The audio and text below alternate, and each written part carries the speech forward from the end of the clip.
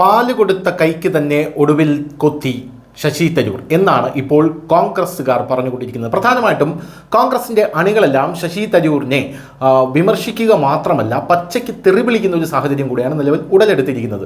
നമുക്കറിയാം കോൺഗ്രസുമായി തരൂർ അകൽച്ചയിലാണ്, നരേന്ദ്രമോദിയുമായി തരൂർ അടുക്കുകയാണ്. പക്ഷേ ഇത്രയും കോൺഗ്രസ്സുകാർ പ്രതീക്ഷിച്ച് കാണില്ല എന്നുള്ളതാണ് യഥാർത്ഥത്തിലുള്ള വസ്തുത. എന്താണ് സംഭവിച്ചതെന്ന് ചോദിച്ചാൽ അടിയന്തരാവസ്ഥയെ വളരെ രൂക്ഷമായി തരൂർ വിമർശിച്ചിരിക്കുകയാണ്. ഇന്ദിരാഗാന്ധിയൊക്കെ അങ്ങേയറ്റം തരൂർ വിമർശനത്തിന് വിധേയയാക്കിയിരിക്കുന്നു.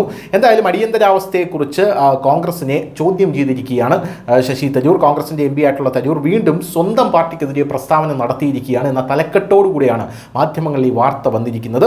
ഇത്തവണ അടിയന്തരാവസ്ഥയെക്കുറിച്ച് അദ്ദേഹം കോൺഗ്രസിനെ പറഞ്ഞിരിക്കുന്നത് എന്താണെന്ന് നോക്കാം. അടിയന്തരാവസ്ഥയിൽ അച്ചടക്കത്തിൻ്റെയും ക്രമസമാധാനത്തിൻ്റെയും പേരിൽ ക്രൂരത നടന്നു എന്നാണ് തരൂർ പറയുന്നത്. അടിയന്തരാവസ്ഥയെ ഇന്ത്യയുടെ ചരിത്രത്തിലെ ഒരു ഇരുണ്ട അധ്യായമായി കണക്കാക്കരുത്, മറിച്ച് അതിൻ്റെ പാഠങ്ങൾ പൂർണ്ണമായി മനസ്സിലാക്കേണ്ടത് പ്രധാനമാണെന്ന് അദ്ദേഹം പറഞ്ഞു. അടിയന്തരാവസ്ഥയിൽ ഇന്ദിരാഗാന്ധിയും സഞ്ജയ് ഗാന്ധിയും നടത്തിയ ക്രൂരകൃത്യങ്ങൾ, മറ്റു പ്രവർത്തനങ്ങളെക്കുറിച്ചും അദ്ദേഹം ചോദ്യങ്ങൾ ഉന്നയിച്ചിട്ടുണ്ട്. അടിയന്തരാവസ്ഥയെക്കുറിച്ച് തരൂർ എന്താണ് പറഞ്ഞതെന്ന് നോക്കാം. ഒരു മലയാള പത്രത്തിൽ പ്രസിദ്ധീകരിച്ച ലേഖനത്തിൽ 1975 ജൂൺ 25 മുതൽ 77 മാർച്ച് 21 വരെ പ്രധാനമന്ത്രിയായിരുന്ന ഇന്ദിരാഗാന്ധി പ്രഖ്യാപിച്ച അടിയന്തരാവസ്ഥയുടെ ഇരുണ്ട കാലഘട്ടത്തെ ശശി തരൂർ എം പി അനുസ്മരിക്കുന്നുണ്ട്. അച്ചടക്കത്തിനും ക്രമസമാധാനത്തിനും വേണ്ടിയുള്ള ശ്രമങ്ങൾ ന്യായീകരിക്കാനാവാത്ത ക്രൂരതയായി അന്ന് മാറിയിരുന്നു എന്നാണ് തരൂർ പറഞ്ഞത്. ഇന്ദിരാഗാന്ധിയുടെയും മകൻ സഞ്ജയ് ഗാന്ധിയുടെയും അങ്ങേയറ്റം ക്രൂരമായിട്ടുള്ള, അതായത് പൊതുജനങ്ങളെ വന്ധ്യകരിക്കുന്ന തീരുമാനം, ഇതാണ് തരൂർ ഏറ്റവും കൂടുതൽ കടന്നാക്രമിച്ച അടിയന്തരാവസ്ഥയിലെ ഒരു അധ്യായം എന്ന് പറയുന്നത്.